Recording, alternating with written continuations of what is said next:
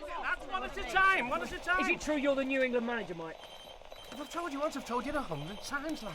I'm the manager of Norwich. My future's here in Norfolk, so forget the rumours and the tittle tattle, okay? Anything else? Dad, you've got the England job. The England job.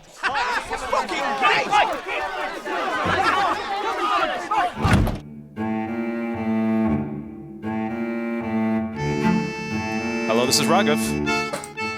I'm Adam. And this is Mark. And welcome to episode 2 of Matchday Matinee, where we take our love for football and movies and combine the two to talk about the best football movies that are available for viewing today. Today, we're going to talk about Mike Bassett, England manager. Before we get started, what are you guys up to right now? We have a bit of free time in our hands with the social isolation. Adam, I know you're streaming some games. Yep, I've still been streaming sensible soccer games. And then I also started reading a book called Das Reboot, which is all about how German football kind of saved itself from the pits of the early 2000s to win the World Cup. It's pretty interesting. Just finished a chapter about Thomas Hitzfelger. Oh, nice. So, Sensible Soccer, is it the original? I know they remade it a couple of years back, right? It's, I guess it's a port of Sensible World of Soccer on the Xbox. Okay. It was a 360, exactly. And then you can play on Xbox One as well. Cool. Which makes it easy to stream. Very nice. I've just been home. I'm lucky enough to be able to work from home, so that passes the time until about 5 o'clock. But then I've gotten back into video games. As we all know, Football Manager is actually on a free play right now until April 1st. And so I put in another shift during the day or during the evening on Football Manager. So I basically feel like I'm working 2 jobs, one as a product manager, the other one as manager of Solihull Moors in the Vanarama National League. Nice, so, very random. Yeah, it's I know the town in England, so want to take them over. I'm unbeaten right now in the season and currently placed 3rd, so I'm loving life right now. Very nice. Cool. Personally, I'm playing through FIFA 20 right now. I was a big fan of FIFA Street back in the day. Yeah, it's awesome, man.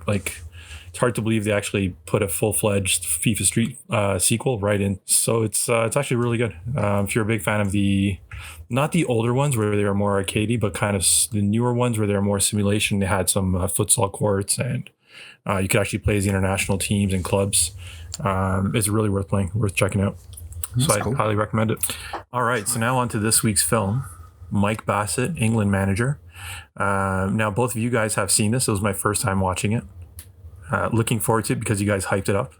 This is a 2001 English mockumentary film that follows a fictional English manager named Mike Bassett for 1 year through World Cup qualifying and the finals tournaments. And he's appointed English manager after a stint in the lower leagues as a manager for another club.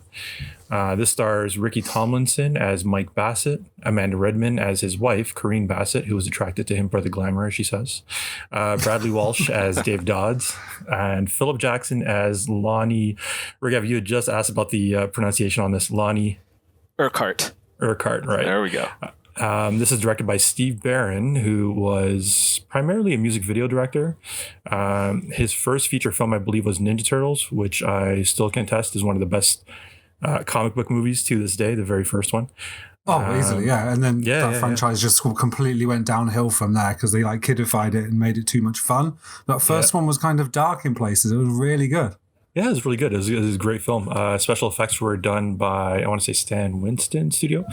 It was a really good movie. Worth checking out. This was produced by Artists Independent, Film Council, and Hallmark Entertainment, and it was originally released on September 28th, 2001. And it's a very brisk 89 minutes. So diving into it, I know Adam has a lot to say about it. Yeah, so we're not going to go super deep into it because I guess we're just going to, but I did want to give a brief description of the plot, I guess. So we're talking it's not as heavy as The Damned United for sure. I'd say. And it all focuses on one guy, but from a more comedic point of view. So we're talking about Mike Bassett, who's landed the job of a lifetime, but unfortunately it's the England job at a time when no one else wants it. He kind of stumbles to an unlikely World Cup qualification and leads a lovable but out of sorts squad of players to the finals in Brazil. We'll get into a little bit later, but they use the latest in football technology and methods, along with the trusty 4-4-2. And the question we find ourselves asking is, can England really win the World Cup again? And that's pretty much where the movie goes. Like, it's not as complicated. There's no back and forth. It's all linearly told from the point of view of Mike Bassett. And it's very reminiscent of, I guess, English football in the late 90s, early 2000s. And what you'll see as we get into deeper into the conversation is that a lot of the fictional characters, players, managers, they're actually based on people in real life, which makes the movie even more funny. Yeah. And I guess if you lived in that era a little bit, or I don't remember as much about Graham Taylor, but it's definitely based on Graham Taylor, and specifically like a documentary that came out about him during the World Cup qualifiers. And then it came out just as Kevin Keegan had quit in a toilet as England manager. So it kind of plays into a lot of that like terrible history of England managers of that era. And the interesting thing is that it's the narrator is actually a real life journalist named Martin Bashir, who worked primarily for the BBC, and very popular journalist / anchor who actually narrates the entire film. So it actually looks very legit, but it is a mockumentary as well, right? I believe so. I'm not sure. Yeah, I think so. Was this before or after he did the Michael Jackson documentary? Oh, Living with Michael Jackson. Yeah, that one. I want to say after. After? Because I think that's when his profile was really raised. Michael Jackson. Well, across the pond. Oh no, this was before. Michael Jackson was 2003. Right? And that kind of makes sense because the director of this did a lot of videos with Michael Jackson. Oh, okay. So I don't know if he maintained a relationship. Yeah.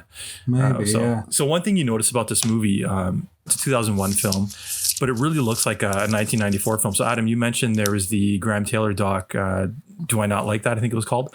Yeah. And they shot this in high def, but they purposely made it look like that mid-90s VHS look, right? So it's kind of so much so I was trying to find copies of it. I thought that the copies were like bad copies because I was like, why does it look so crap when it's a relatively new film? Yeah. So 2001, I mean, by that point you had The Matrix was coming out. I mean, you had a number of films that were really special effects heavy, right? And then you had this, it looks like it was shot on a camcorder, but that was actually done on purpose. Yeah. And it works for sure. Yeah. It lets them cover up a lot of things like we'll get into it when we talk about the actual football scenes, but a lot of them are blurred and stuff, and it kind of helps not have to be in high definition and try and cover over the cracks of people not actually playing football. The one thing that kind of also I found really funny about the film as well is it has random quotes by former England managers throughout different parts of the movie, and I'll give you a couple of examples here if I can. So one of them basically is that I know what's around the corner. I just don't know what the corner is. Oh, that's by Kevin Keegan. Yeah. One of the other ones is I'm a firm believer that if you score one goal, the other team has to score two. Howard Wilkinson. And then one of my favorites is if history is going to repeat itself, we can expect the same thing again. And that's the man, the legend, Terry Venables. Yeah. For the country that created the game, we're not the brightest. It's worth like Kevin Keegan as well. So this film came out just after he was fired. So there's definitely like parallels to be made there. And he kind of he played weird formations and players out of position and stuff and picked the best players or picked like his favourites, whether they fit in the team or not. It's kind of, he didn't have Gascoigne to indulge, but kind of that Tonka character's based on that. But he did indulge other players for sure. And they even mention it when Bassett, when they first start, they present like the FA as this stuffy old white boys club. And when Bassett comes in and walks in, he walks past all these pictures of managers, but it's all the crap ones from history. Like he even mentions Don Revie, and then he walks past one of Kevin Keegan, and then the chairman of the FA has a dig at Terry Venables for his dodgy mileage claims and stuff. And it's just like they're just trying their best to like toe that line. Like there's nothing libelous in any of it, but they'll still have a little dig at each manager of that era that they can in their own little ways. And I found that scene really hilarious because they actually made a mention to Brian Clough, who talked about extensively in the last film, and they basically talk about a manager, but no, we don't want him because he's too outspoken. And you know, they basically they list off his achievements, right? Saying he's won 2 European Cups, he's won the league numerous times, but no, he's a loudmouth, so we don't want him. Yeah, there's also like a Fergie reference in there as well, right? So if there's this kind of alternate timeline, I'm guessing, is in the movie where you have the kind of the turn of the century England club, the England team, but you also have Graham Taylor from the early 90s. But then they're also making mention to like Clough and Fergie. So they're kind of pulling from England's past 20 years, I want to say. Yeah, because they did try and get Ferguson at one point in time, and he obviously turned them down because he's Scottish, which they joke about as well. Yeah. And then, before they turned to Mike Bassett, who's in the lower leagues, which is also similar to Kevin Keegan. Kevin Keegan at the time had gone to Fulham, so there was no decent English managers in the Premiership, so that's how they turned to Keegan. When they had to fire, it was Glenn Hoddle they had to fire for making comments about people being reincarnated. Which we won't get too much into. If people want to read up on that, they can. They actually do show Mike Bassett briefly having won the Mr. Clutch Cup with Norwich City before this whole FA deliberation happens. And it's a hilarious scene. It's basically they're doing the bus trophy route, and the bus takes a wrong turn on a roundabout. Going down the one way. Exactly. And they went down the one way, and then obviously they're on an open top bus, and the bus is going through the wind. And then when they finally turn around and come back into the town, you can see that their hair is all messed up. And it's just a hilarious scene altogether. And so in 2018-2019, Norwich City actually won the EFL Championship. And the same thing happened. Their bus broke down. So right away, people were referencing Mike Bassett, like the prophecies come true. Of course they were. It's also quite funny how they play Simply the Best when they're on the bus, because that's quite a lower league football thing to still play like old music that the teams come out to. So that's pretty funny that they picked Simply the Best and they're all like singing it rather than something like normally you'd hear like We Are the Champions or something more famous than that. Something that's more linked to football, but a lot of lower league teams do pick random pop songs to come out to. I don't know how Norwich feel about being made out to be like this small team, but is that just a byproduct of being a smaller town and like technology and trends reaching there later? Or I think so, probably. A budget thing. Yeah, bit of both. Norwich is like a relatively out of the way up in Norfolk, like it's a farmer's town, so it's kind of out of the way. So maybe that's what they're trying to play on. Okay. A little bit, yeah.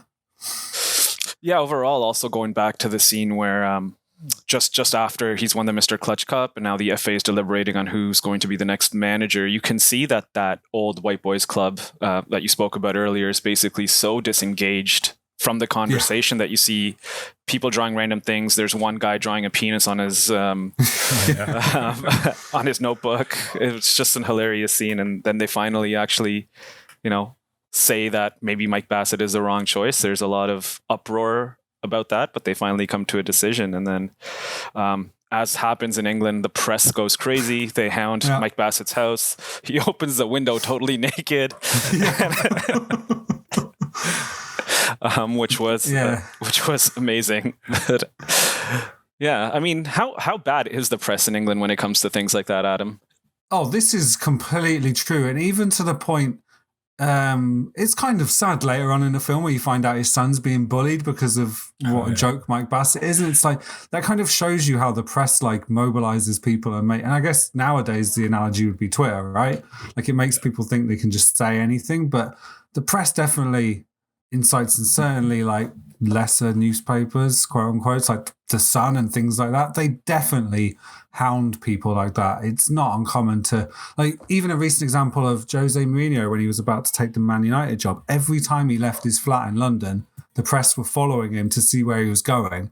And like one day he came back with a bottle of wine. He's like, yep, just went for some wine. And yeah, they're just, I don't know if it's like that in other countries. Like, they do a lot of the press interviews, don't they, where the press almost want England to fail and they want to argue with the managers. They'll set them up for stings, like Sven-Goran Eriksson, when he was manager, he got set up by a newspaper trying to pretend to be Middle Eastern people that were buying out Aston Villa. It's like I don't know if it's like that in other countries when they qualify for World Cups, really. So I can tell you I was born and raised for a part of my life in Germany. It's not like England. I think in Germany, there's a collective will for the team to do well, to set the manager up for success, where I feel as in a consumer of English football, there's more of that how can we get this manager to say the wrong thing? How can we put him down? Yeah, to get a headline kind of thing. To get the headline, exactly. Which is exactly what the press do in this, constantly berating him for everything, even from the very start. He kind of manages to turn them around at the beginning and gets them like, nah, come on, we're England. And they do all start clapping, but they definitely start aggressively. Yeah. There's another low-key funny line as well. Just before he meets the press for the first time, he's like, "I just wish my dad could be here. He's like a father figure." Right. I was just about to say that as well. Well, his wife shows off the embroidered the poem from Rudyard Kipling's "If," and it ends with "my son," but it's Mason. He's like, "Oh, it's an embroidery era. Tragic." So, Mark, you mentioned this as well, but at the beginning of the show, you said that his wife is married to him for the glamour, and glamour, yeah. That was a funny line because in the movie it says that he's played for 14 lower league clubs in 9 years, in 9 positions, including goalkeeper. And then it cuts to a scene of him trying to save, kicking the ball, completely missing, and it going to the net. I just want to say before we get too far into it, like you guys had hyped up this movie a bit, saying it's hilarious. And you know when your friend like tells you about a YouTube video and then they make you watch it and it's just not funny? So you got to kind of like feign laughter. So I'm 100% like just glad that this is actually a hilarious movie. There were so many scenes like just from the get-go when he's on the top of the bus and they all come back with the blowouts. Like just from then I knew I was in for a good ride. So that's the thing. I was genuinely worried you might not like it and just might not get it. And I was like, this is going to be really hard. No. Yeah. If we're like waxing lyrical about it and you're like, No, it was good though, because like you guys were saying, a lot of these players are based on real players. And I'll let you get into it, but it made me more interested to kind of find the background on who these guys were because they are such caricatures in the movie, right? Yeah, for sure. So we can get into that, I guess, the players and who they're based on. Seems a good place to go in. Yeah.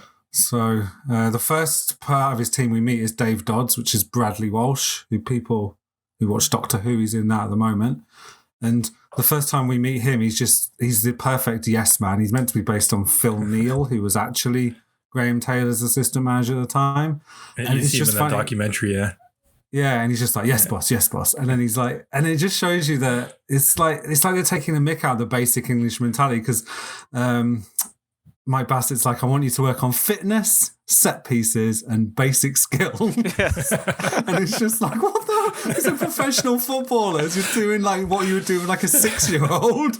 Well, even that scene when he's on the field, like just the utter incompetency to like complete the simplest of tasks when he's like, all right, those of you born in the first 6 months of the year on the left side of the field, and they're all still standing there. He couldn't figure out what was going on. So what was funny. the next line? It's like the next you born in the first half of the month and they're still standing there. Oh, it's just amazing. Yeah. Next up, we have Lonnie Urquhart, who's David Dodds is the coach. Lonnie's the assistant, and he sells second-hand cars now. And through the whole movie, that's all he cares about. And it's brilliant. Like the best bit is when all the players are coming to training and they're all pulling up in like Ferraris and stuff. And he's like, one word, Hyundai. Hyundai. And he's just that like, paint color's all wrong for you. Yeah. And then he only takes the job because he sells Mike Bassett a car. And when what was that line you had it at him? Now he has a new coach and a new car. Yeah, he's like, things are going well for Mike Bassett. He's got an assistant manager and a new car. And then it shows him driving like down the M25 or something in a new Daewoo. Yeah, just smoking by the time he gets to Tonkinson. Yeah. So then we meet Kevin Tompkinson Tonka, who is clearly based on Gaza. Like they couldn't be more obvious about it. Like a northeast clown, only happy when he's drinking. Obviously has talent, but everything is, and you only see the joking side of it here. But everything on the pitch is like unfortunately pulled down by like underlying alcohol abuse issues. But he absolutely nails it. Like even the way. You hear when he gets dropped later on, he completely nails the "oh no, boss, come on," and like the way he's pouting his lip, like Gaza does that. Like when Gaza cried and when he got booked in Italia 90, like the lip went like that and he started crying. Absolutely nails it. And like I pulled out this book called When We Were Lions about Euro 96, and there's just so many stories in it about him sulking when he can't drink and stuff. One where they were flying to Hong Kong and the second they got on the plane, he's like asking for Budweiser after Budweiser after Budweiser because he just needs to drink all the time. absolutely nailed the character, and he kind of plays a pivotal role later on. And it was kind of amazing as well, because at that point, Mike Bassett had just got his new car, driven all the way to Sunderland, I think it was, and actually went to go talk to Tonka in a pub where he's doing body shots. Oh, yeah. But the body shots are being done off him. Right. And yeah, it was just great. I mean, he was so happy to be recruited by the English team, and yeah, the whole situation was just a little bit surreal and funny as hell in this movie. Yep. Next up, we've got Gary Wackett, who's the hard man Londoner, 26 internationals, but he's only ever finished 5. I thought he was just based on Vinnie Jones, but when I did some looking up, he's meant to be a combination of Vinnie Jones and Stuart Pearce. And he was managers at a couple of clubs after, right? Stuart Pearce was? He was manager of Notts Forest, Man City for a little bit. He did England under 21s as well. And then they kind of show that sophisticated side of him later on, where he's having a cup of tea, and wearing a hat, and he's just like, "Oh yeah, people think I'm just violent, but I've got a sensitive side to me," and all this, and it's just ridiculous. Rufus Smalls is the weirdest one. So he's England's top goal scorer. He used to be a captain on Question of Sport, which is a real TV show. And he missed a penalty, never recovered. He's meant to be based on Emil Heskey, which I didn't get because Emil Heskey was never a prolific goal scorer. But that's apparently who it's based on. Yeah, and it says in the movie that he missed that penalty and then didn't score for 2 years after that, and still got selected for the team. So, which is where I started thinking he might be loosely based on Alan Shearer, because he was on a massive goal drought before Euro '96. But when I looked it up, they said Heskey, so we'll go with that. Next, we have Steve Harper, who is the David Beckham guy who's constantly on his phone with his pop star girlfriend. He's interestingly played by a guy called Terry Keeley, who actually played a footballer in a long-running show called Dream Team that used to be on Sky One in England. Played a character called Carl Fletcher. So he can actually play a bit of football, because in that show, they actually had actors that could kind of play football. Next, we have... there's a David Seaman guy that we kind of see in the background who's unnamed. He's just got long hair, goalkeeper. And then there's also Massey, which is the squeaky voiced guy who's educated, tells you about his O levels and stuff. Got a BTEC in something and all this stuff. Quite funny. The 2 brothers up front, were they based on anybody? No. So I looked that one up. Apparently not. The only brothers that have played for England in recent memory are the Phil Neville brothers. Yeah. But I don't really think they were based on them. Otherwise, they would have picked 2 dour Manx, you would have thought. Right. But those 2 twins are high energy. It's they call them Tweedledee and Tweedledum, don't they? And they're we'll give 100%, 110, 120. And then the one's 120. That's quite funny. Was it one of them, or was it Smalls when they're sitting in the locker room for the first time? He's like, "That's Charlton's lucky peg." Yeah, I got Bobby Charlton's that's all right. He's like, no Jackie Charlton's. There were so many little one-liners like that were just amazing. Yeah. Just the delivery was perfect. Yeah. Dan, that's a British humour thing for sure. If you think the English Office came out around this same time, and that's completely full of just those. It's not laugh out loud. You could never put a laughter track to it, but it's hilarious still, nonetheless. And shot in a very, very similar way. Like I said, this is a mockumentary, and The Office is pretty much a mockumentary as well. So, I mean, it's interesting to see that. It's the style, Exactly. Cinematically and just with the content and the dialogue, it's kind of similar, I guess I would say. Yeah, for sure. It's kind of this is Spinal Tap, right? It's probably the closest comparison. Yes. Yeah, because it's not any face. There's not definitely. The last player we have to introduce to you, and I have a personal story about the guy. So this is Carlton Dawes, who's meant to be based on Carlton Palmer, who was an England international, played 18 games, all for Graham Taylor, never played again, typically played him out of position. Now I've met Carlton Palmer when I was about 12. I used to play I was in the Harrogate Town youth team. My brother played for one of the actual youth teams, and I kind of trained with them. And Harrogate Town always used to play Leeds United in a friendly at the beginning of each season, kind of as a moneymaker for Harrogate Town, because they were a non-league team back then. Now they're in the conference and they're professional. Anyway, so they're playing. You're early 80s, so it was mid-90s, right? No, this was mid-90s, yeah. Mid-90s, yeah. Probably about 96, because he left Leeds not long after that. So they're playing in Leeds, and they've got a handful of first-team players and then a lot of youth players that are coming up. So, like, I think Harry Kewell was there, who ended up being quite a good player, but he was a youngster back then. Carlton Palmer's there, so I recognised him. I had my programme, and I'm stood by the side of the pitch as they're going out to train.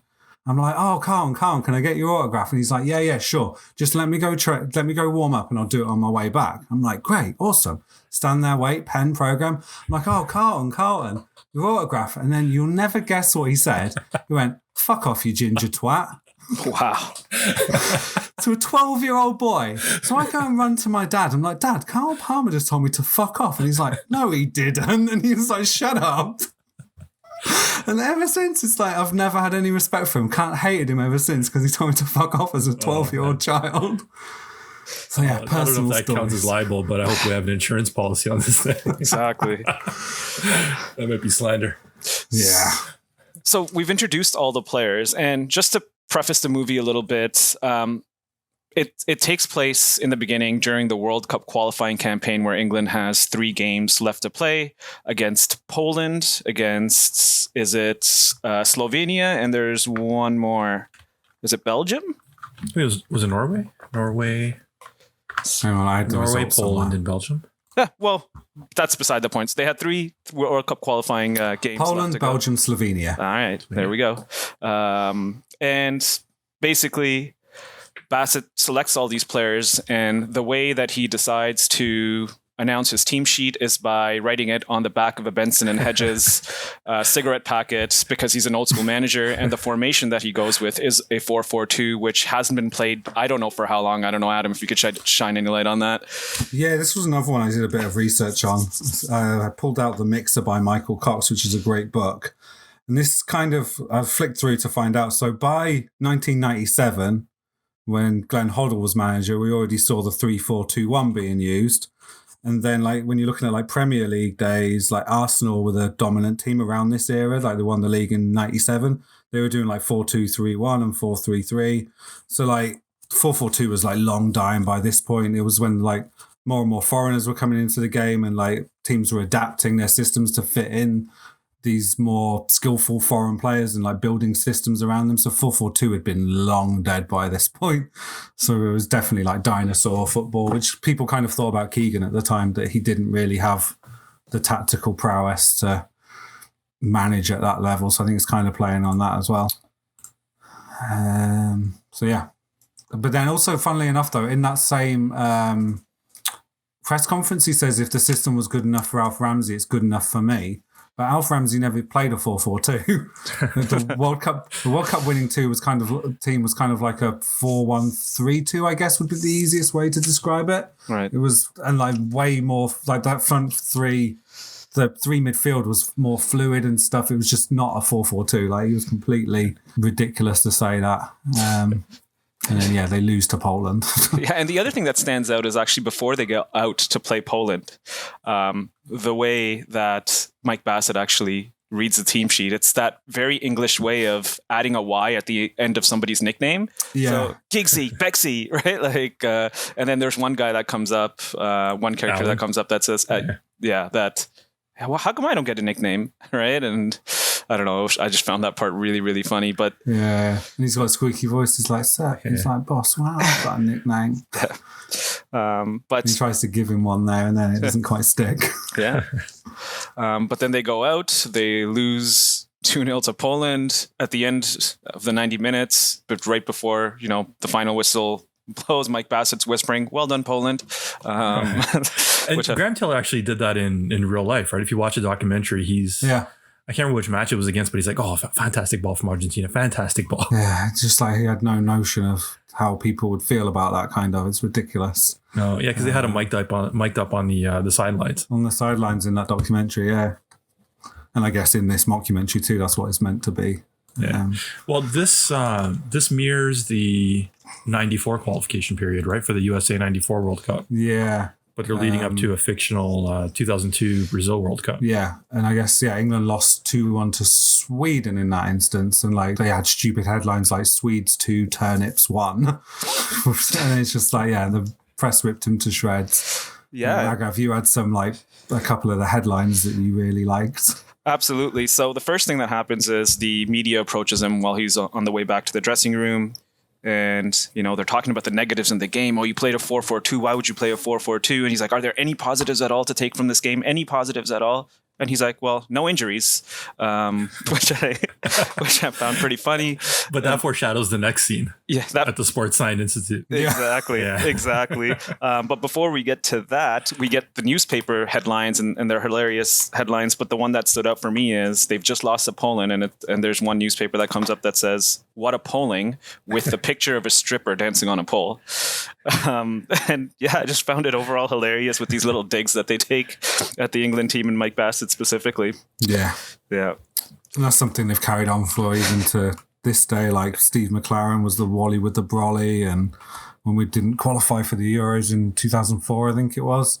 So yeah, they've kept up this barraging of fans. Right, because one thing that I remember is actually when they did or they didn't qualify for the Euros. I don't remember. This is during the Hodgson time when they mimicked his speech impediment because he can't really bring on the Euros, but obviously saying it the way Hodgson would say it, which was I found a little bit demeaning. But another funny thing happens right after the match. The Mike Bassett, Lonnie Urquhart, and Dave Dodds actually get together to watch the match video. Oh. And they start it, and they get to kickoff, and then right after it cuts to something that's recorded over the match video, and something's taped over it, and it's a show called Ground Force, where I guess I don't know if this would have been on the BBC if it's even a real show, but if it is a real show, yeah. Is it really? Yeah. Yeah, basically people just doing gardening. It seems like. Yeah. So yeah. There's so many good guys in this movie. Yeah. Earlier on, when he goes to meet the head of the FA, when he just keeps telling him to slide envelopes under the door, and they keep disappearing. And you think the guy's just being a dick to him, but then they actually lift up the carpet, and there's one loose tile of the carpet, and there's about like 30 envelopes underneath there. Yeah, so many good guys. Presumably from other managers as well down the years. Go ahead. So I was going to say, it's after this game where they go to the Sports Science Institute of Dr. Hans Schugarten. We mentioned earlier. Go ahead. Sorry, we mentioned earlier that Steve Barron was a music video director, and this is just, it looks like this is like completely his wheelhouse, where you have that kind of what seemed like would have been cool in the 90s, where it's very techno, very Euro techno and like Euro trash look with the like Scandinavian scientists giving that analysis of everything. So it looks completely out of like Steve Barron's like 80s music video repertoire. So it's really like a capsule of its time almost. Yeah. And then that like making it look like sort of high tech in that weird way, but also I feel like it's a little bit of a dig at the new wave European ways, sort of all this science doesn't work and we're going to show you how ridiculous it is. They have the fear machine, which is like a ball flying towards you. Yeah, it breaks Wackett's jaw. This scene, I think, had my biggest laugh out of the entire movie when they're showing the AI opponents. And we've got Pele, we've got Maradona, and we've got Mark Lawrenson. So the former Liverpool defender, and then I think Bassett looks at him like, what the fuck? It's like, we ran out of money. And then they just like walk away. Yeah. Just perfect delivery. So and they show Maradona and Pele, like clips of them doing skills, and Mark Lawrence is just doing keepy uppies. Like, so stupid. Yeah, so he basically puts the players through the paces, and you see in that body movement machine, like you said, with Pele, Maradona, a bunch of players being basically forcibly doing moves from the different eras that Pele, Maradona used to play in. But then after that whole sports science experiment, they go back to the physio, and 7 players are actually injured from that. And prefacing back to what Mark you said, is that at the end of the last game, his positive was that there's no injuries. And they've got the creepiest physio guy working on, was it Tom? Yes. I couldn't tell what was up. Did that foreshadow something later on? So there's something going on with him and the physio guy, right? So do you know what I kind of took this as? And this only makes sense if you've watched The In-Betweeners. I kind of wondered if he's a little bit like Pedo Kennedy. And that player, it's Massey, isn't it? Who's smaller, got a bit of a squeaky voice. And yeah, he keeps saying like, oh yeah, he's got groin. No, when they walk in, he's like, oh, he's unsettled. And he's like, no, I got a sore wrist. And that's another like low key, like unsettled. What does that mean? And then he's like, don't worry, we'll just give his groins a rub down. And he's like, nah, there's nothing wrong with my groin. It's my wrist. So it's just weird. I wonder if it's meant to be that same vibe, like having how Pedo Kennedy is in The Inbetweeners. That's the only thing I can think of, because they do mention it later about how he likes to rub groins, and it's just like, what? So yeah, there's something weird for sure. I think the next scene is my absolute favorite scene in the entire movie. I said before that Mike Bassett writes his team sheet, or the players that he's calling up, on a pack of Benson and Hedges. So that's what he submits to the lady that's going to call up these players. She calls up the relevant players because 7 of them are injured now from the sports science experiment. But she also calls up players with the last name Benson and one with the last name Hedges, because that's another 2 names on the cigarette packet. Yeah. And they are 2 old players in the 3rd division. And then he's asked about in the press, why did you call up Benson and Hedges? And he's like, well, if you're old enough, you're good enough. It's like there's hope for all of us then, I guess. Exactly. Oh man, just an overall funny scene, doing that whole team selection. One of my favorite scenes, definitely in the movie. It's in that same press conference where he's like, we'll be playing a new formation. It's the 3-5-1-1. And that's what he said. It looks like a Christmas pudding. And then that game just descends into a mess. Wackett gets sent off for just smashing the crap out of a guy. Smalls misses another penalty, but they still ultimately get to the World Cup final because, who is it? Luxembourg beat Belgium, I think it is. Oh yeah, they beat Turkey. Luxembourg beats Turkey. Yeah, and it's like an unlikely set of results that mean that they still qualify. Right.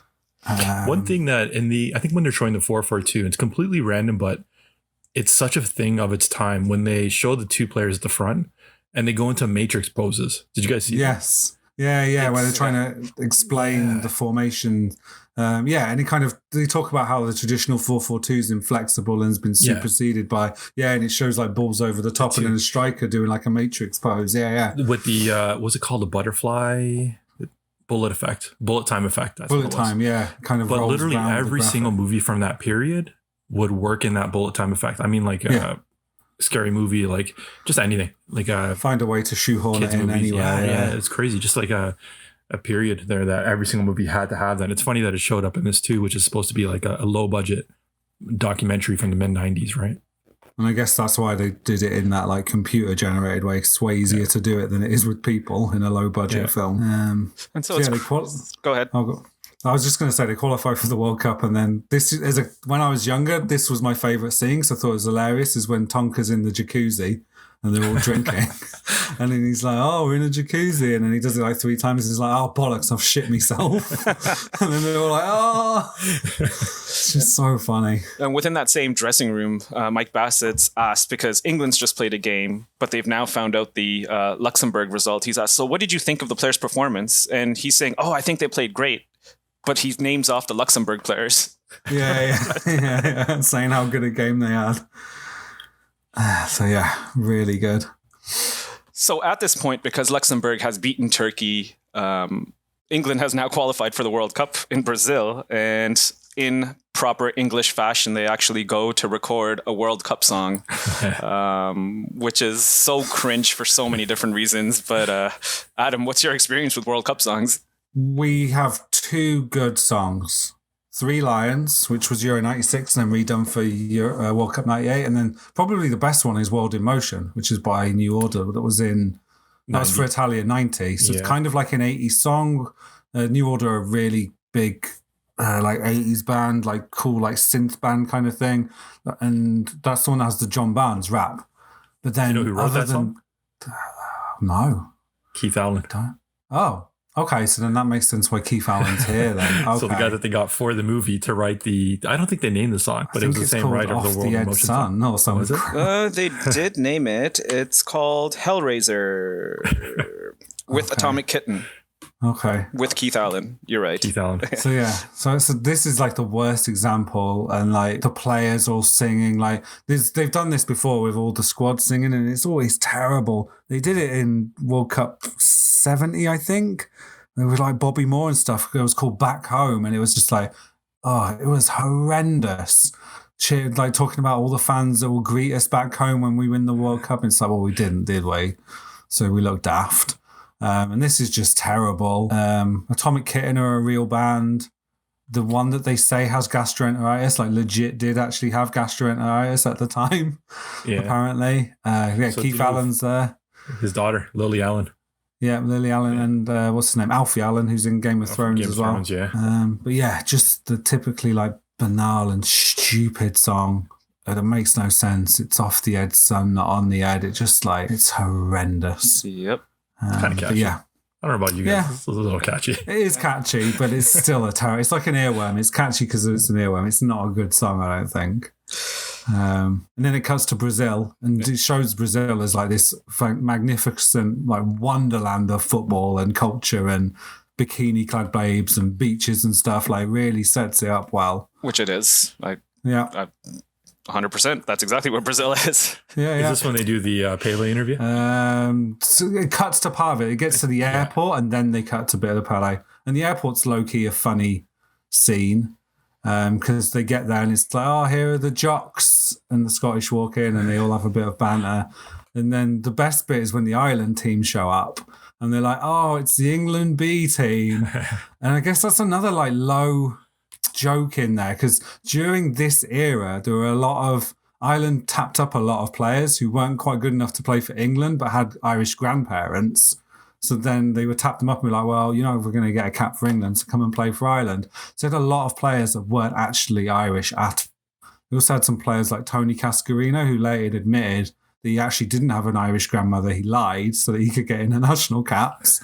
And I guess they didn't check as stringently there. And then it's after this where they start interviewing Pele, where he lists like every team under the sun that could win the World Cup, including Yugoslavia, that doesn't exist anymore, but doesn't name England. He says like Korea, all these other teams. And it's just like, yeah, that's probably about right, Pele. You're probably right. England don't have much chance of winning any World Cups. I was kind of shocked they got him for the movie until I remembered that like if you pay him enough, he'll show up to open like a car lot. So of course. Yeah, exactly. Like it's notoriously bad with money and would do anything to like kind of gain back money he lost. Yeah. So it shows in the World Cup that England have Egypt, Mexico, and Argentina in their group. And obviously, as everybody knows, England and Argentina is a huge rivalry. Mexico is a decent team, but they've actually shown Egypt to be the weakest of the lot when it comes to their opponents. And that is the first game that they have to play.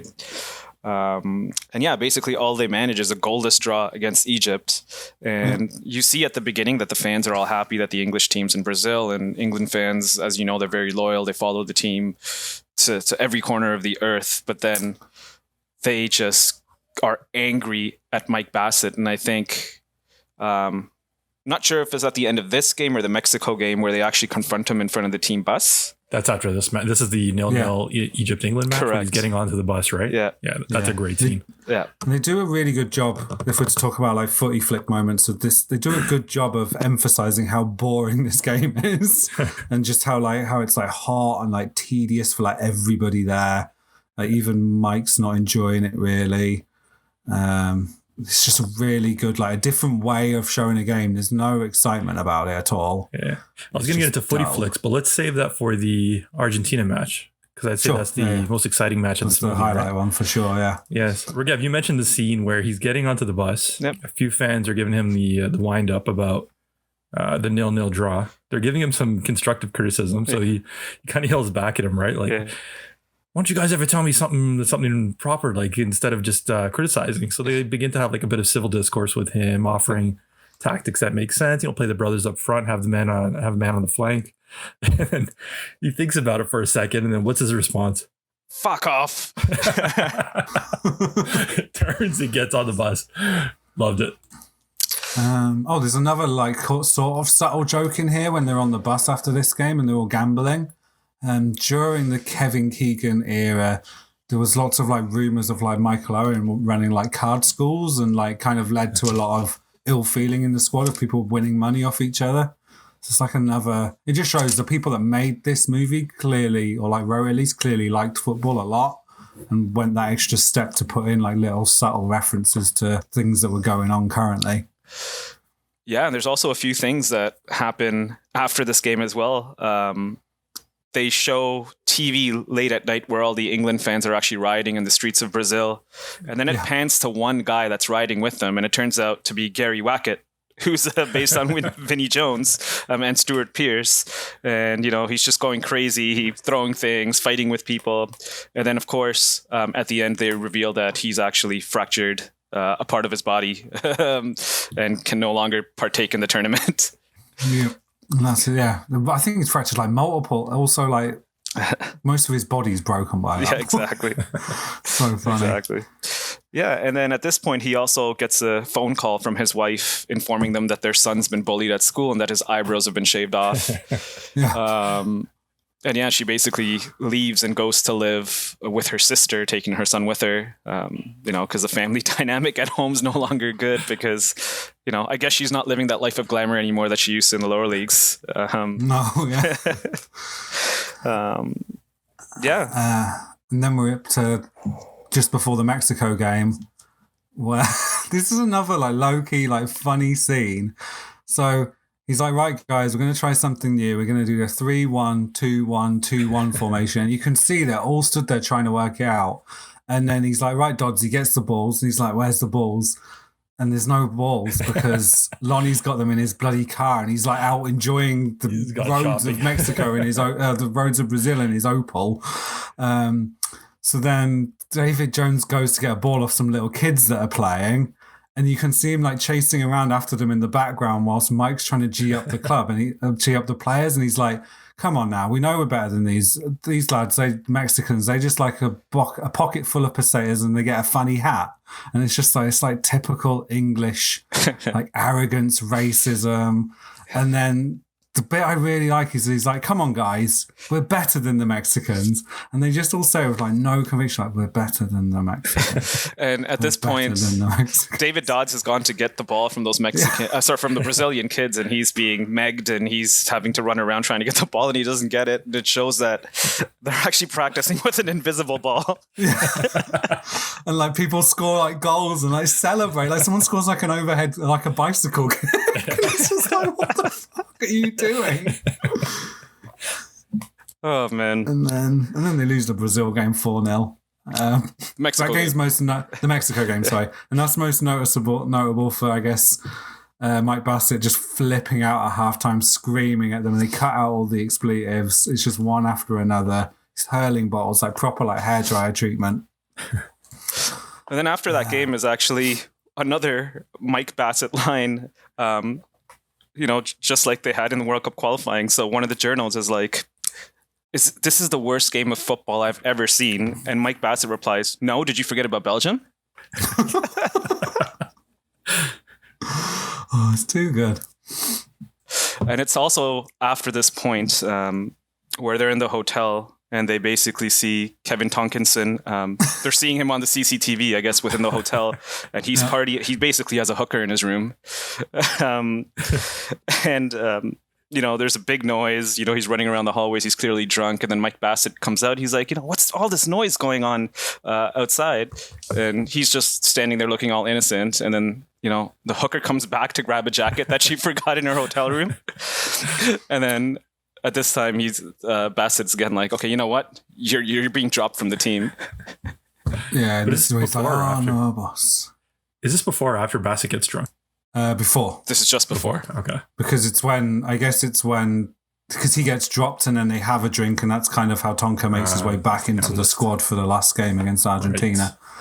Right. This has another low-key funny line, the Tonka thing, but I don't think he'd get away with it now. Just where the movie's not aged particularly well. It's a bit like how some scenes in like The Hangover and stuff haven't aged very well. I guess it's implied that the woman's not necessarily a woman, and as the woman goes back into the room to get the purse, Tonka says, I've never seen that fella before in my life. And it's just like, okay. And he just mentions it off the cuff and then that's it. It's out. And then it's back to the drop scene. And it just shows how humor's like developed over the years. I don't think he'd get away with that now. Like, that was seen as like an easy joke back then, right? Yeah. And I guess the next real big thing is the scene when they're having the team meeting. Yeah. And I guess he gets into a bit of an argument with Lonnie Urquhart. Yeah. Oh, right. The blow up, and he quits. Calls him a small-minded bigot, and that car you sold me is a disgrace. And then Lonnie breaks his nose. Won't accept it. Yeah. And so that's basically Lonnie sacked within there. And that's when we just previously mentioned the aforementioned Mike Bassett drinking scene. Yeah. Oh, right. That's when they're walking pedaling into the bar and you see Mike dancing on top of the bar. Yeah. So, because yep. So they're only supposed to stay for one drink, and I'm guessing they've had way more than one. And he ends up, dancing half naked on top of the bar. And at that point, it's when Pele comes in, and he basically says, "What does he say?" Like, "Oh no, the English have arrived," or something. Yeah. Oh, he says, "Oh Christ, it's the English," or something. Yeah. But the funny bit is, I guess as he's walking in, he's being interviewed and he's like, "Oh, I love the World Cup. It's all this culture's bringing it together. Everyone can celebrate together." And then he walks in and he's like, "Oh, no, not the English." And then there's another like really quick and you'll miss it line here. Mike Bassett yells at Pele. So there's a really famous Gordon Banks save where Gordon Banks dives to one way to save a shot. Pele goes to head it into the bottom corner and Gordon Banks somehow gets all the way across to save the header from Pele. And Mike Bassett's like, "Oh, Pele, you couldn't even head the ball in the net. It was an absolute sitter." And it's just like, again, like an attention to detail that you wouldn't necessarily see. You wouldn't know if you're not a big follower of football, but if you do, you pick up on it and think that's a brilliant line, like almost like trying to retroactively say it was a terrible miss rather than a great save. That's awesome. This is also another funny scene. Just after this, they cut to like footage of people talking about Mike Bassett and how terrible he is again, and they cut to Ronaldo, and they're like, "What do you think of Mike Bassett?" And he's like, "Ke?" Like, who? There's just so many little things.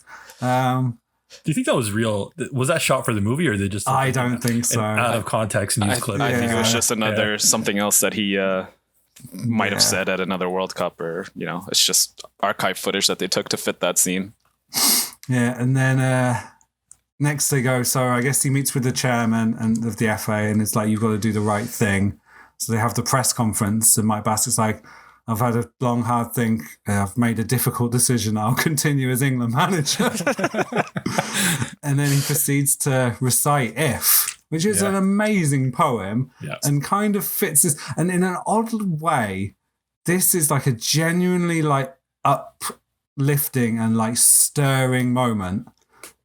It's weird. I don't really get how they pull off. Like, there's a bit of music set to it. It cuts to Tonka and still sat in the same bar, and he's like, "Oh, I love you, boss." And then it ends with this: "England will be playing 4-4 fucking 2." And it's just like, "Yeah, you go, Mike. We're gonna win it."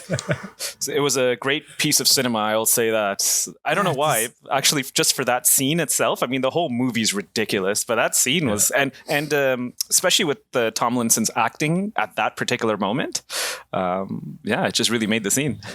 Yeah. And then instantly cuts to the song "Two Tribes" by Frankie Goes to Hollywood, which is about war because it's all over the top. It's another good line. Gabby Logan, that's in the studio doing kind of the World Cup show, is like showing the Brazilians are at it, the Mexicans are at it, the Italians are at it. These two go together like spaghetti and bolognese. And then they're like, they did it in 76, they did it in 98. Can Scotland go out in the group stage again? And it's just like, they won't miss a chance to have a dig. And then it's like hyping up the old enemy, Argentina. It draws on a bunch of like Falklands War imagery, because the Falkland Wars happened in the 80s, where there's an island off the coast of Argentina that England still technically hold as an overseas territory, and Argentina decided they wanted it back in the 80s. It shows the infamous Maradona clips, like both the dribbling amazing goal that he scored and the hand of God, and then it shows England 98 as well. So by this point, with the two tribes playing, the highlights of the Argentina stuff, you're kind of going in kind of hyped up somehow. Yeah. In a way that this film doesn't quite deserve in some ways because it's so dumb and stupid, but it still works. And I guess that's to the like good for them for making it work somehow. Well, let's get into like footy flicks at this point, because I think that's a credit to the director. So Steve Barron's actually done a ton of music videos. I mean, if you look at his body of work, he's done music videos for Madonna, Burning Up For You. He's done Michael Jackson. He actually did Billie Jean. I think he did some Tears for Fears. But he's just done a ton of 80s music videos. And you see that here in the cinematography of it, where he does that multi-panel layout. Yeah. You know what I'm talking about? Where he shows like the fans, supporters side by side with the team coming out and just people on the street celebrating. So he brings that music video look to everything. And it's obviously because of his directorial background, right? So he does a great job of like you were saying, just hyping up the matches in a movie that's kind of like an absurd comedy. So they do a great job of that. And then, so the actual football scenes themselves, I'll let you guys get into kind of like the tactics and or the actual technical like play on it. But so these scenes were filmed using only 300 extras, right? And when you see them, they're full stadiums. That must be stock footage from somewhere then, interspersed with the bits closer up or something, no? So keep in mind, this is a movie from 2001. Right. So it only looks like a movie from 1994. So they had 300 extras in Wembley, and then the Moving Picture Company, which is an effects house. So they were behind like Life of Pi, which I think was an Oscar winner that year. The recent Lion King remake, 1917. So they were tasked with building out the rest of the stadium. So I think they did Wembley as one of the qualifiers. And then they even did this scene at the end, which is one of the Brazil stadiums. I can't remember which one it was. They recreated that whole thing in CG. It was a Maracanã, no?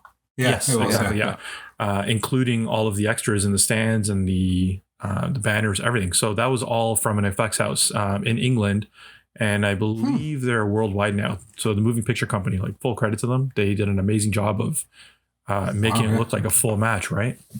Yeah, I had no idea, so that's cool. Yeah, and then so the on-field play. What's your footy flicks take on this one? Pretty stereotypical almost for Argentina, England. I don't know. Maybe Adam has something more to say. Do you guys want to get into so actual on-field play? Like you were saying with the Damned United, how when shots were up close, it just doesn't look technical at all, and pretty much actors doing their job kind of thing.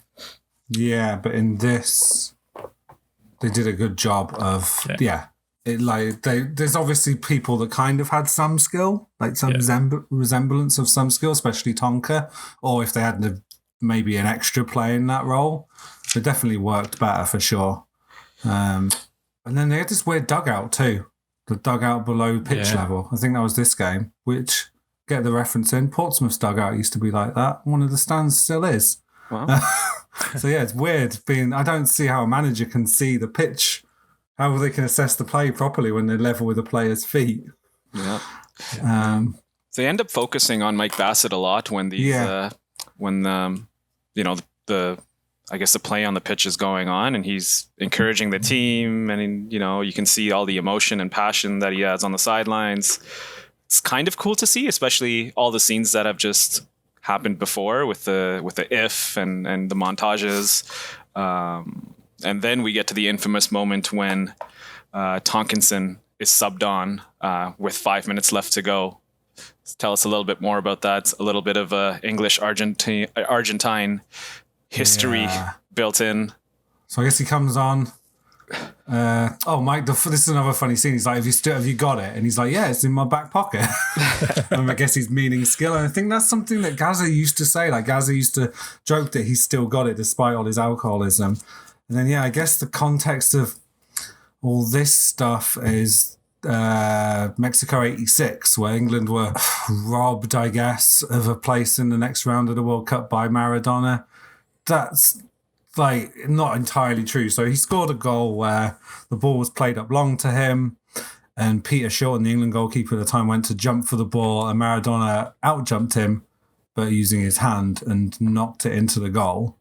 This goal is actually a combination of both Maradona's goals. Right? Exactly, and that's where when people say England are robbed, I don't really buy into it. This wasn't a good England team, for starters. And then the second goal that Maradona scored, he basically dribbled around the entire team. He dribbled around one of the defenders twice, technically, and then just scored a wonder goal, like one of the best goals in World Cup history. And I don't understand why people think England were robbed, and people still talk about how we could have won. It wasn't a good England team. We would never have won that World Cup because of that moment. And then, so Tonka scores a goal that's a combination of the two of them. And it showed, this is the best footy flick scene in the whole movie, because they really well replicate Maradona's dribble around the players. And what's good is we've already seen that earlier in the film a couple of times. We saw it at the Sports Science Academy, and then we saw it during the hype reel before this game. So they show a really good goal, a really good sense of him dribbling around all the players. We don't actually see him take the shot. It cuts to Mike Bassett, and then everything goes in slow motion, and you see him wince, and then you see David Dodds come up behind him screaming, and then it cuts to the footage. Tonkinson's had the shot, hit the crossbar, the ball's bounced back off the crossbar. He's out-jumped the goalkeeper and handled it into the net. So basically, he's done the Maradona move where he's dribbled around the entire team, not scored the goal, however, hit the crossbar, and then done the hand of God to score the goal. And then proceeds to strip butt naked and slide on the floor, Klinsmann style. But he slides dick out. I think it gets caught at one point. Yeah, because you see his face go, oh! And then all the players dive on top of him. Yeah. And it's just brilliant. And then the game pretty much, the final whistle's blown pretty much straight after that, which is good because Tonka's naked. He's got no kit to wear because he's ripped it off. And then England have beaten Argentina. You hear a little bit from Martin Bashir here where he says that the game represented a glorious vindication of the 4-4-2 and faith in the face of adversity. And it's no, it was sheer luck and poor refereeing. It's ridiculous. And then that's kind of where the film sort of ends, and it fast forwards to the end of the World Cup, unfortunately. And we learn that England go out. We see it through newspaper headlines, so we do hear about what the rest of the rounds are. Rufus Smalls finally gets his goals, becomes back into form, scores a hat-trick. I think that's against Romania in the last 16. Yeah. And then they beat France 2-0. And then they lose to Brazil, the host, in the semi-final. And the headline says Tonka's tears, which is kind of playing on when Gaza cried at Italia 90. Yep.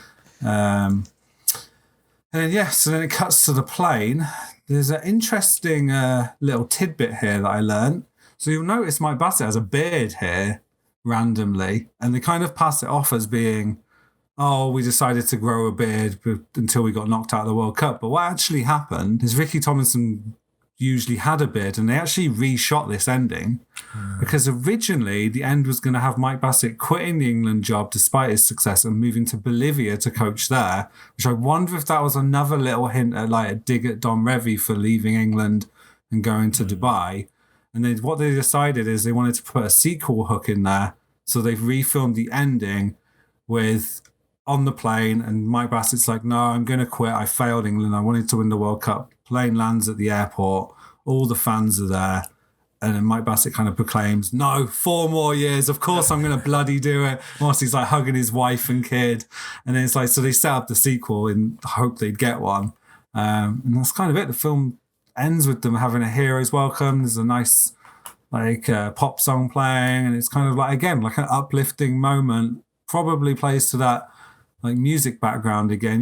There's a feel good factor to it, even though, and compared to so many World Cups where England come back under the cover of darkness so that no one sees them, it's genuinely come out feeling nice, and it sets you up. It's a nice. I always watch it before a World Cup. It's a nice film to think. What if? Yeah, no. I mean, I definitely enjoyed this movie, and I've seen it many times, not just one time, and it's always a laugh. And especially with the situation we're in now, it provided a much needed comedic relief. Yeah, for sure. But to your last point, they were looking for a sequel. They didn't get it, but they got a 6-part series called Mike Bassett Manager, where he's actually the manager of Wirral Football Club and it's a 6-part series that came out in 2005. Yeah, and it's pretty decent. I remember watching it at the time. It's the same show, and like Bradley Walsh is still in it as Dodds. It's still kind of he does stick up to him a little bit more, but he's still pretty much a yes man. And Mike Bassett's learned nothing in that series. Like, he gets sent a highlight reel of a YouTube video and it's showing like 6 goals going in, and he thinks he's signing the striker. Turns out he's signing the goalkeeper that conceded those goals. Like, just stupid stuff like that. But yeah, it's a fun series. It's hard to get a hold of now, I think. I tried to find it on YouTube. It was on YouTube. I remember watching it on YouTube. It might still be there. So that's cool. Yeah. But looking into this, I saw that there was a Kickstarter in 2016 for a sequel, right? So did they end up making that? I think it was Mike Bassett, interim manager. Yeah, it didn't make enough money. Like, didn't pass the Kickstarter and they cancelled it, which is a real shame. Yeah. I feel like this is something that could get, like, that would probably be more successful now because it's got a bit more of a cult following even now. And then even, like, they could get it, I'm sure they could get it on a digital platform now quite easily. Yeah. There's enough. I can't imagine the budget would be much. Yeah. No, exactly. Yeah. So with us now having talked about the movie, just discussed it at length, I think it's time to start our trivia session now. And I know Mark is the quiz master this time, so it'll be me versus Adam. Yeah. So this should be fun. Before we do that, though, we do have to place this on the match day matinee table. I don't know. I'm going to say second behind the Damn United.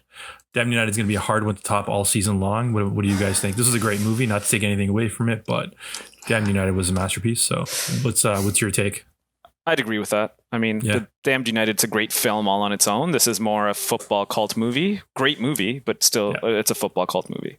Yeah. Yeah. If you were to ask me which film, if you were to give me the two and ask me which to watch on a more like regular basis casually, I'd pick Mike Bassett. But I'd be really hard pressed to say it's a better film than Damn United. As funny as Damn United's still funny in places, but this is consistently funnier. But it's still a really dumb film. It's like a comfort film. It's one of those dumb.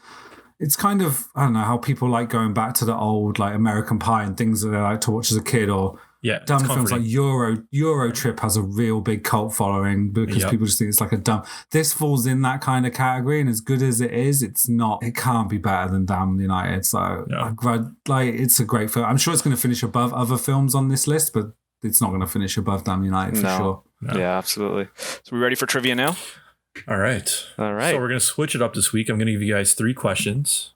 Each one has 3 answers. I'll be taking both your answers and then providing you with the correct answer. Okay. Question 1. So in this movie, we look at a fictional 2002 World Cup that takes place in Brazil. The real World Cup in 2002 took place in Korea and Japan. And what was the lowest ranked team to play in that World Cup? What was the lowest ranked team to qualify for that World Cup? Was it Saudi Arabia, Tunisia, or China? Regev, your answer first. So it's going to be between Saudi Arabia and China. I'm going to say Saudi Arabia because I believe that's a tournament. No, I don't know if that was a tournament. But yes, I'm going to go with Saudi Arabia. Okay. Yeah, I was going to say Saudi Arabia as well, I'm afraid. Are these your final answers? Yeah. Yeah. You are both unfortunately wrong. It was China who came in at 51. This is actually their first appearance in a World Cup.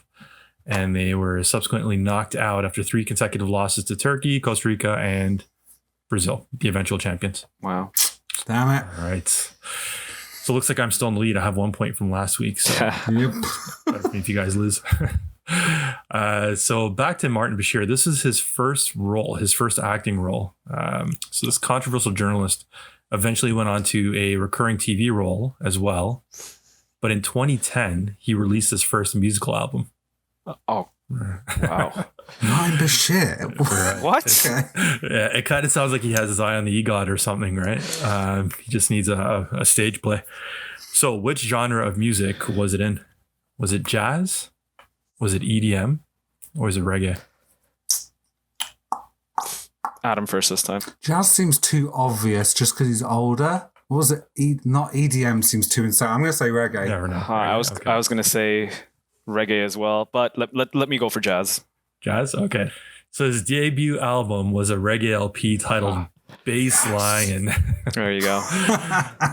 Yeah. I was going to say reggae. I just wanted to be different. Is it on Spotify? It's actually on YouTube. Oh, I have YouTube Music, so I'm sure you can listen. Okay. Don't listen to it. Just don't. There's better stuff out there. He actually competed on Celebrity X Factor last year as well, so he's pretty serious about this whole his music career. He's a multi-talented man. Yes. Okay. So finally, this one is a little bit more trickier than the other two. Gary Lineker is England's top scorer at World Cups with 10 goals. Which two players are joint second with 5 goals each? Is it Bobby Charlton, not Jackie, and David Beckham? Is it Jeff Hurst and Harry Kane? Or is it Tom Finney and Roger Hunt? I guess I'll go first. I'm going to go for B, Harry Kane and Jeff Hurst. Jeff Hurst, yeah. All right, Adam. What was the first choice again? Bobby Charlton and David Beckham. With 5 goals. I don't think David Beckham scored 5 goals. I'm going to have to go B as well. As crappy as that is, I think that's the right answer. B as well. You guys are both correct. Yeah. Congratulations. So now, in our little quiz tourney, I believe Adam is first. Yes. Adam is first. 2-1-0. Yeah. And I'm 0 for 2, basically, in at least both matches. I have 1 point finally. I'm off the board, but we're tied. We're tied, actually. Yeah, 2-1-1. Yeah. Yeah. Well, did you get one? I did get one. You got one just now. Right, yes. Yeah. So 2, and then Regev and I are tied. But next week, Regev is the quizmaster, which means that I'll be able to pull ahead a bit. This is going to be like a calculus exam you would write in university. This is not going to be easy next week. Okay. Luckily, I have Google in front of me. Yeah. Well, revising. Come on, you can't do that. But next week will be ultra hard because we are watching The Ultras, which is a new film that's actually just come out on Netflix. Little bit away from the actual football, although it's obviously with football tones, but it's basically, for what I take it to be, about an ultras group that, is it Napoli that they follow? You know what? We'll find out when we watch it. Well, we'll find out when we watch it. I haven't got a clue. But it's about the ultras, and if you don't know what ultras are, they're basically hardcore, sometimes violent, sometimes not, rabid fans of a particular football team that do more than just support the team. So we'll talk about ultras next time. Anybody have anything else to say? No, this is a great movie. Thank you guys for recommending it. And also I want to say we have our Twitter account. So it's at Matchday Matinee. If you guys have any suggestions at all, we've already gotten a couple. Feel free to drop us a tweet and let us know what you want to see next. Yeah. And, as we said last week, you can follow us personally as well. I'm Raghav Sandhu, and my social media is twitter.com/Raghav Sandhu. So you can follow me there. I'm Mark83 on Twitter and 83football on Instagram. I'm Flameboy84 on Twitter and Joypads for Goalpost on Instagram. Well, with that, from the terrace to the theater, we're Matchday Matinee. See you next time.